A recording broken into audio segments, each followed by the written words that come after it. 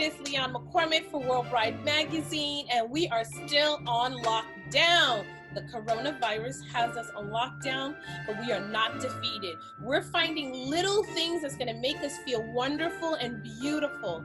And one of the challenges that many people have, even before the COVID-19, is the issue of our hair, what to do with it, how to manage it. The luxury we had being able to go outside, we could have gone to a hairstylist and let them fuss all over us. Now we are stuck at home to our own devices, which could be very dangerous if you don't know what you're doing. So what I decided to do was call a dear friend, Miss Amoy Pitters, who is a owner in an upscale area in New York City, but has been doing celebrity hair for countless of years. Let her introduce herself completely to you guys. Amoy! Hi everyone. How are you? I'm Amoy Pitters, owner of Amoy Couteriere Hair Salon, here located in New York on the Upper East Side. This Corona thing it's gotten everybody just stuck at home, and staying home is safe. But when beauty questions, people are calling me, what do I do with my hair, my weave, my everything? And I just tell everybody just to kind of remain calm and just take care of themselves the best way they can. And number one is starting with, just don't lose your regular routine. A lot of clients call me, they're like, oh, what's I said, well, still get up, do your bed, wash your face, make yourself feel like, eat something healthy. Right. So just put something good into your body and do some stretches, some yoga. And, we'll figure out all the topical stuff. So, exactly.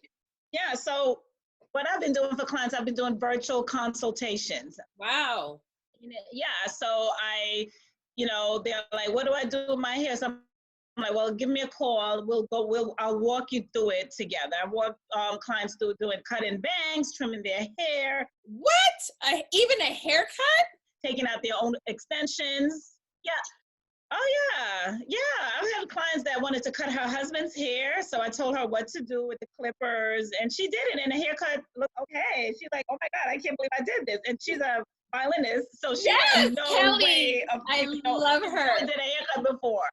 Yeah, so she went and got the clippers. I talked to her through the angles and what to do, and she sent me a photo, and it looked really good. It looked really good. I totally enjoyed that. So I think his barber might have some competition. But, one thing that I always, when I'm in the salon, the number one thing that I always teach my clients, or I tell them while they're getting their hair done, is how to do it if I'm not around. Because a lot of them are traveling, they're models, they're executives, or if they can't make it to the salon, this is a product you use, this is what you do.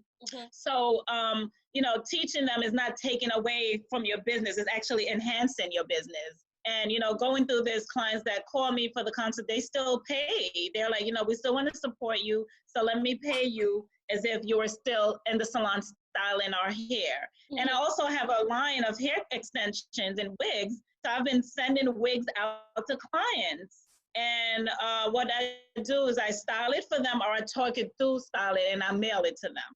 And I mail them products. Oh, yeah. You are completely full service. I'm still, yes, completely. So throughout all of this, no, I can't physically go into the salon, but yes, you could still make $1 and your clients want to support you. Right. Because they know your business is completely shut down. Right. So now you just touch on a couple of things that we really need to address. Clients are home now. I need to wash my hair. It's easy. You could get up and you think you could wash your hair and that's it and you go. But there is a technique to it. Right. Folks have to have the right products, and you have to know how to do the basic management that, you would have done. You literally walk them through that process? Oh, yeah, of course. Yeah. I mean, say for someone like you that have this natural hair, I tell them just stand up, go in the shower, stand up, give your hair a nice brush. And what I've been telling them also is to do like a pre-conditioning treatment, like a nice oil treatment before you shampoo. Castor oil is nice. You could just rub it on your scalp and just get some of it and let it sit. And then you get in the shower, let it sit for maybe 20 minutes, get in the shower, you give your hair a nice brush out, section it and brush it, and just shampoo your hair. and put a nice mask on it while you sit with, you scrub your body, let the mask sit on here, you rinse it out. Right. And you section it, your hair. If you want to, like, maybe like how you have it, you would double strand twist it. Right. So you would section it, twist it, and just leave it and let it dry. And then you take it out in a few days, and boom, you have this beautiful head of curly hair. And you can also section it, put some leave-in conditioner, and blow dry it. Just take your time and blow dry it. So it's not what you do, but you could do it if you really need to. And I sit there on the phone and I talk them through it and guide them through it, and it's fine. So now, about how long does a session with you take? It depends on the need of the client. Some clients are, okay, I got it, 10 minutes. Some clients are half an hour. Some clients are an hour. Okay. So it varies based on the texture of the hair and what you're looking to do. And I give them as much time as they need, you know? Right. Yeah. So you have appointments booked. Oh yeah. And going back to the salon, I try to get clients to buy gift cards, and they're already booking out for May. I mean, if we have to change some things, we will. Right. So you still want to make it enticing. And I send out letters to check on them, email to check on them, see how they're doing, how they're coping, what's going on. So you still have to keep, in touch. Right. Don't lose that in touch with the clients. Okay. You mentioned, we have a personal history. We go back in doing fashion, working with magazines, Vogues and Glamours and Cosmos and all that. You've been featured in many of these magazines.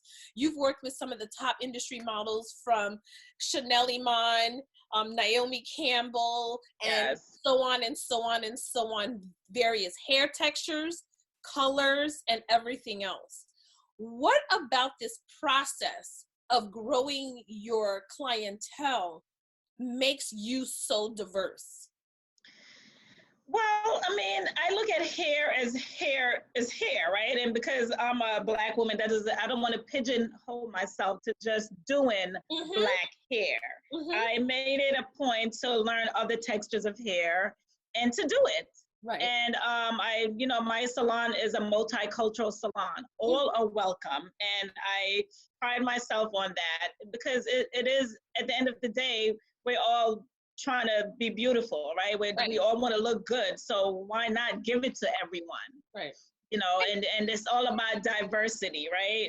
You're in a very affluent neighborhood anyway. Yes, and exactly. I've been at your salon and I see the different texture, age group of women that come in here that are getting their hair done. Yes, we do it all. I don't want to pigeonhole myself to just one client. And it's actually really nice when, this client that looks like this could sit next to someone and have a conversation. And when you all put it together, you get one answer. They all want amazing hair. Right. So that's all it is at the end of the day. And if you could provide that service to everyone, you will never stop working. And that's what I've learned throughout all my travels of doing fashion shows. I mean, you had to do every type of textures of hair anyway. Traveling the world and doing hair. And I think that's what people don't realize, that when they see a Black woman, they don't, and especially a Black woman in your status.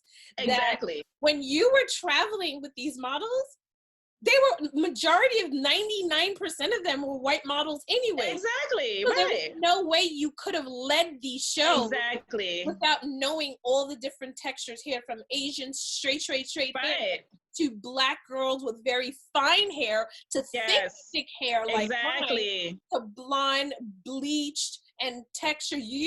And often, isn't that how you got some of your clients, is working? Yes, exactly. And this is how I've gotten a lot of referrals from, someone living in Paris. They see a client of mine and they're like, oh my God, who did your hair? Da-da-da. So it's like you see different women and they're like, who did your hair? That's the common question. And it's this woman over here. But, I'm Black. So I don't let my skin color or my race, for that matter, stop me from doing anything or any kind of hair. Right. And it's really important. And I want to keep spreading that. Everyone that works in my salon, that's what we pride on ourselves on, the diversity and just doing every texture of hair. Yeah, I love that about you. And you work with some of my favorite people in the industry, such as Mickey Taylor and Chanel Oh and yeah. Rose. And I watch you. And then another, And I have some pretty amazing clients, and I yeah, love them all. And they're such amazing. And no matter how famous they are, again, at the end of the day, when you come into the salon and you see them, they're very just normal people at the end of the day. and want the You know? same thing we all want, to feel beautiful, look Yes, beautiful, be presentable, to live life to the fullest. yes, yes. I And enjoy and I that. always say, once if your hair look good, everything else in the matter feels better. And that's why it's important to keep the virtual connection throughout this COVID-19 with my clients, Right. because they want to feel good. A lot of people are at home not feeling their best. I know. So when you get up and you stay in your regular routine, your beauty routine, and you're eating healthy, you're doing some kind of workout just to keep your mind clear, Right. and you could make your hair look good, you'll feel okay. You'll feel pretty good. So Yeah. now I want to know, what is in your personal beauty closet or beauty bag? Oh my God. But you know what? I'm very easy. I try to, most of the time I have extensions in my hair because I'm very active. I'm swimming, I'm playing tennis. So I like hair that's easy to, to handle. Throughout this COVID-19, I did take my extensions out, and I was wearing my hair natural like yours. Mhm. And I decided to get some Senegalese twists. It looks So I did gorgeous. that. I'm a Yeah. huge fan of braids. So I had my braider. She did come to my house. I did break the rule a little bit, but I took her temperature, and I know I've been quarantining and I've been, good. So she came over and she helped me because, I did it really long and I didn't want to do this myself. It's a lot. So she came over and she did my hair. She did wear her mask, and it was in the privacy of my home, and it was fine. Right, right. And I think that's going to be the new normal again, because I remember before salons became so huge, Yes. that's where we got our hair done. Was Exactly. in the comfort of your home. And right. And the good thing of, yeah. But in our industry, just you and I would go to these celebrities' homes and do their nails and their of course. I mean, making house calls are very important. They're working with celebrities. That's where you are most of the time. You're going to their home, and it's nice. But would I rather work in the salon? I like both. I like the diversity of both. I'm not going to complain about it. It's just like, sometimes they can't get to the salon, so you have to go to them.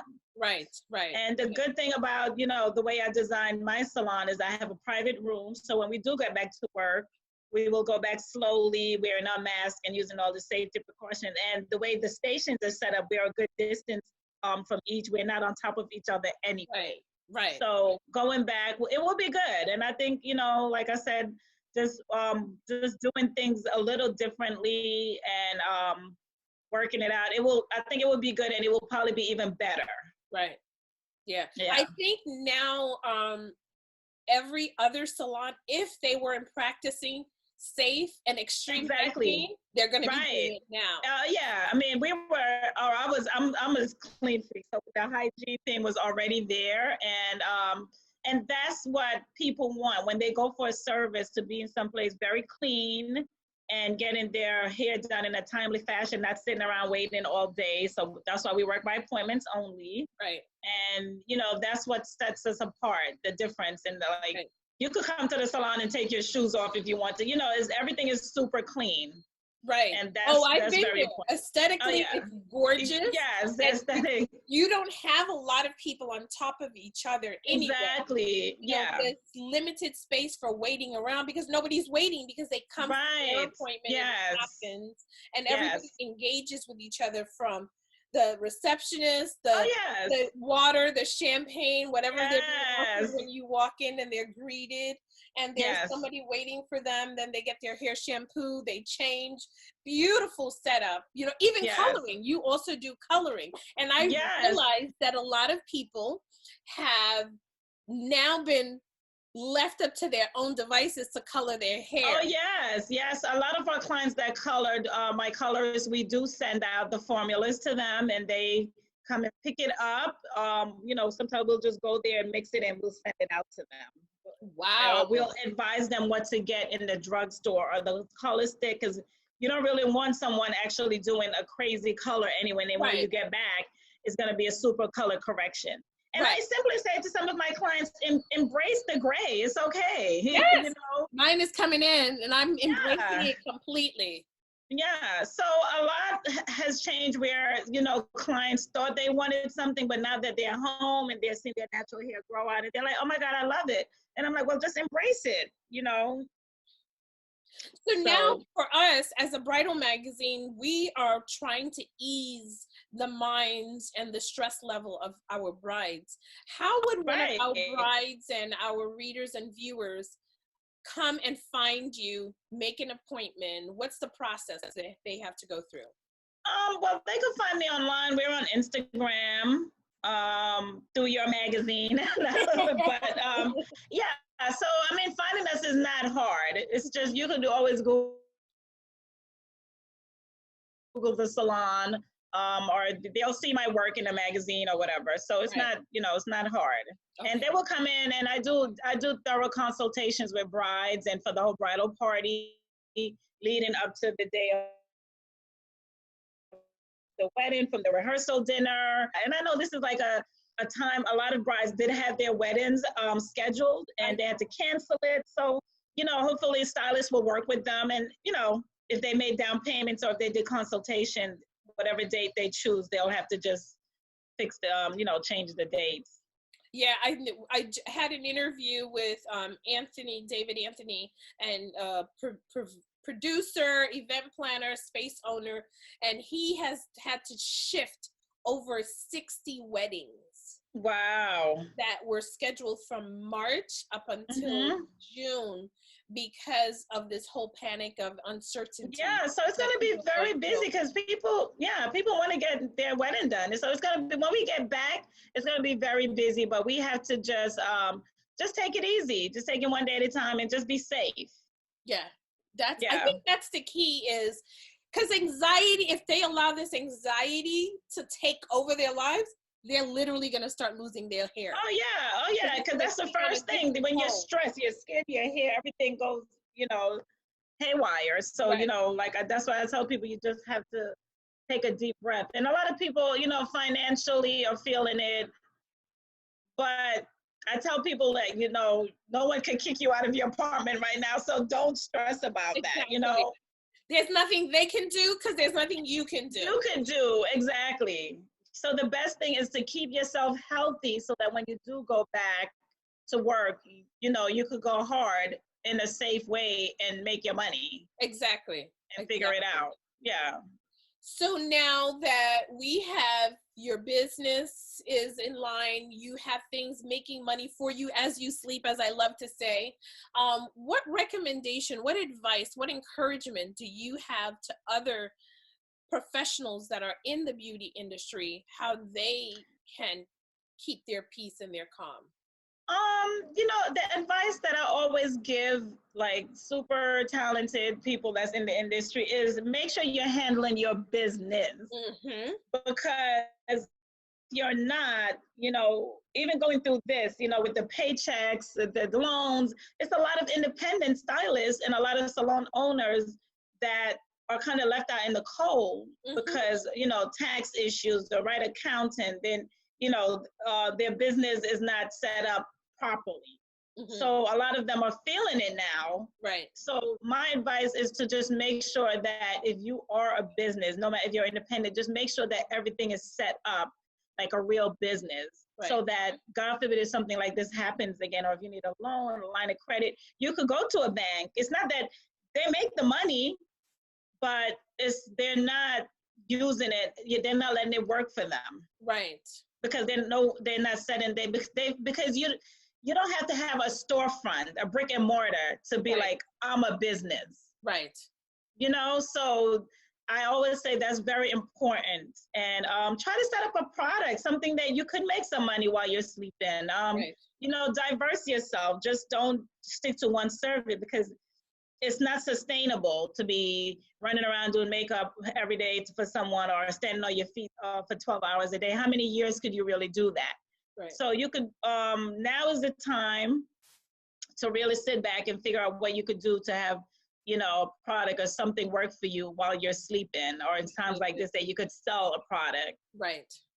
You And know, I think it's the challenge that some of the people in our industry that come from the whole high fashion world, yeah. we always, I know I did, I always thought the check was going to always be a $5,000-$10,000. Yeah. Until Don't you we all realize, think that when oh you're my making God, it? you're like, Trust oh, it's me. not going away. If I get, it's only get, the better I am, the higher my check will be, It's until something like crazy. this happens. And then you're like, wait a minute. Yes. When I no longer can leave my house, I should Right. still be making money. Yes. Yeah, Yes. And that's what it's about. Yeah. Important. Which And leads I me mean, to my and we next, are the number one consumers of beauty products, right? yep, So the beauty industry. and it's not like, oh my God, put it together overnight kind of thing. Just really think on what you could branch out into, or how you could diversify your services, Right. and your business, to at least make an extra paycheck for you. Right, exactly. Which leads me to my next question. When are you going to work on your book? Oh, soon. Soon. I definitely want to work on my book. I have amazing, amazing stories, amazing photos of, you know, just like the other day, I was going through all my photos, and I remember doing the hair at the Jean Paul Gaultier. It was a couture show, and I don't remember if you went to the museum in Brooklyn where he has like that denim feather dress. I have a photo of Julia, the model, that I did her hair in that dress from the couture show. And I was like, oh my God. So I have amazing photos and just really great memories and just really amazing stories about the industry from my perspective to tell. And I think, you know, the world needs to hear it. So that's probably soon. That's on my to-do list. Along with that school that you're going to be building? Yes, the school. Yes, that's another thing I want to do. The beauty school, different floors. We talked about the idea, all things beauty, hair, makeup, styling. So that's another thing that's out there that I'm working on. That's so you go beyond just the beauty, the visual of it. Oh yeah, because this is something that's never going to go away. It's been here since the beginning of time, and it's going to be here till the end of time. Right. So if you could figure out a way, it doesn't, because you do hair, doesn't mean you have to be behind the chair every day, all day doing hair. You could be doing something else that's never going to go away. I mean, look at hair extensions. It's not going anywhere. It's just getting bigger and bigger and bigger. Everybody's selling hair. Everybody's trying to do a hustle, and that's great. But how do you take it to the next level? Right. And yeah, it's just about taking it to the next level and having your ideas and your plan and work on it slowly. And I think that's what everybody used to feel about the bridal industry. Everyone's like, oh no, that's just a side gig, until they realize it's a $300 billion industry. Yes, it's the same with the hair industry. Yep. And people will never stop getting married. It's just, it's like saying, oh, people are dying every day, forget about the funeral business. Right. It's like, you know, it's food is never going to go away. So if you could figure out a way to get 2% of those billions, you'll be okay. I mean, I want 10%, but I'm just saying. Exactly. You know, if you could get a percentage of that, you'll be okay. How you can tap into that. Especially depending on how dedicated and committed you want to be. Exactly. Yeah. It's not easy. It's not hard work, but I mean, it's not easy, but it's hard work. But that's what we're used to doing that. We're creatives. We're used to working hard. But like I said, what messes up a lot of creatives is that we're so busy being creative, we forget about the business aspect. Right. So if you see that you're not strong in that business part, hire a good business manager, hire a good, you know, maybe partner with somebody that's their thing and you're the creative. So it's okay to ask for help, or it's okay to team up with other creatives. You know, and throughout this whole thing, I've had phone calls from other hairstylists that we're very supportive towards each other. That's amazing. And, you know, we're thinking about doing some business together, me and some other hairstylists. And don't look at it as a competition. Look at it as how we all have this name. We're in the industry for all these years. How can we put it together and start another business? Right. So that's how I look at it. And I feel like that's why I called on to you guys, such as Renee, such as Greg Brockington, Yes. Lisa Logan, and just said, hey, listen, what are you guys doing? Because my industry now is being affected tremendously, the wedding Yes. industry. And now is the time that we have to stick together. Exactly. And not look at each other as competition, but stick together and see how we can all work together and maybe formulate another business that we could make the extra money outside of what we do. Exactly. Now is a perfect time to do that. And my brides need it. They're looking for a support. They're looking for, hey, do you have somebody that can come and do my hair for my wedding, even if I'm doing it over Zoom? Can I get somebody? Can somebody consult me on how to take my weave and my extension out? Yes. So it's so important that we keep the lines of communication, because the consumer is looking for advice. Yes. People are always looking for more information, and if you have it, give it. Why not? It's not hurting. And people always turn to us for every. Believe it or not, it's like sometimes we look at ourselves, oh, we're just a hairstylist, we're just a makeup, but it's so important. People depend on us. Yes. More than the beauty side, they also, you come to the salon, we're talking. It's like a, they have call therapy. myself sometimes. There's a therapy session, and it's okay. Yeah. I see that. Crazy. No, I see that. Well, I want to tell you, thank you so much for your time. And I know you have a meeting. No, I know you have a consultation with a client. So can you please give us the link and the website that you want our readers and viewers to follow you at? Yes, they can follow on Instagram, Amoy Couture NY, Amoy Couture Hair Salon, and Amoy Couture Hair Extensions. And they could go to the website, the www.amoycouturehair.com. Okay, and then they can book appointments to get consultation to help out with them. And products, the products that you also sell at your salon. Yes, the products that I sell at the salon will be available to be online. And I'm actually launching my website at the end of this month for my wigs and my hair extensions. So that's going to be that's something that I had the chance to work on and do it right while I'm at home, because I was always so busy thinking about doing it, but I never. So now is the time I really got a chance to really do it and just do some other things that's going to add, to my little your little empire, your little empire. to the growing empire. It's just so much to do, and I think we all needed a break, and we all needed a reset, and we all needed some rest, and we needed to take care of ourselves. So I don't look at COVID-19 as something. A lot of people are dying, and it's a sad time, but I tell all my friends and all my creatives, just look at this time where you could get some rest. You could get in tune really with your family, your friends, and just really connect with your inner you. And that's what I've been doing. And it really is helpful. And I feel good. And I'm ready to go back to work. Well, and I'm not gonna let this corona thing make me sad. You can't, because if it makes you sad, then you get sick. Your immune system lowers, and you're gonna be sick. And I'm glad you touched on that. So before we go, because I think I was talking to Mickey Taylor, and we're about to have our own little session, and the conversation was about self-care. I think what coronavirus did in the COVID-19, it showed us the weak areas in our system, in our way of living, in our life, in the way we interact with one another.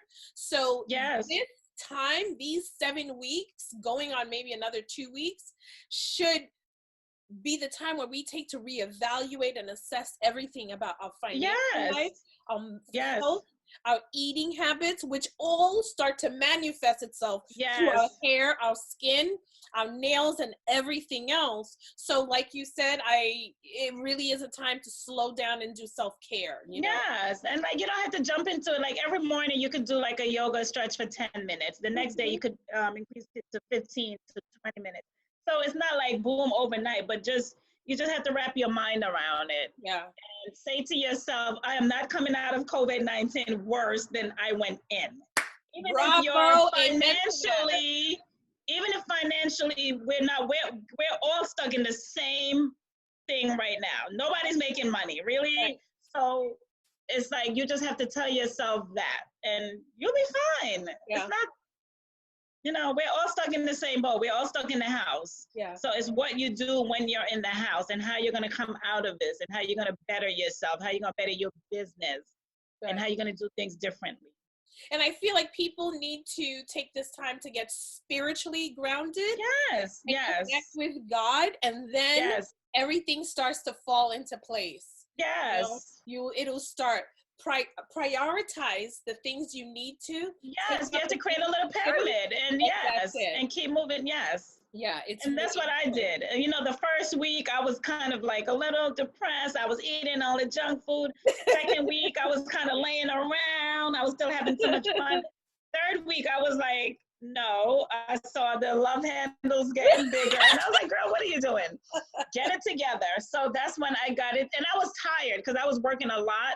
So I needed some rest. So I just was like, oh, I'm resting. But, third week in, I was like, get it together. And I just went back into my routine. I got my little workout stuff in the house. I got some yoga apps and, just started eating really clean and just doing my thing and working on business and just figuring out how to do business more, how to make more money while I'm sleeping. Exactly. And I think that's what everybody should be doing, even couples that are and I know there's going to be some amazing businesses after this as well, because absolutely. I know, a lot of my friends realize they're better cooks than they thought they were. They're just, so a lot of new businesses are going to start, and we're here to support them, and, so it's good.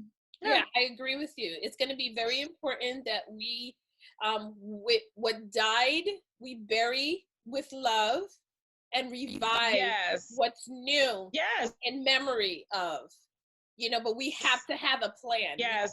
This is all about a rebirth, the hope. Yes.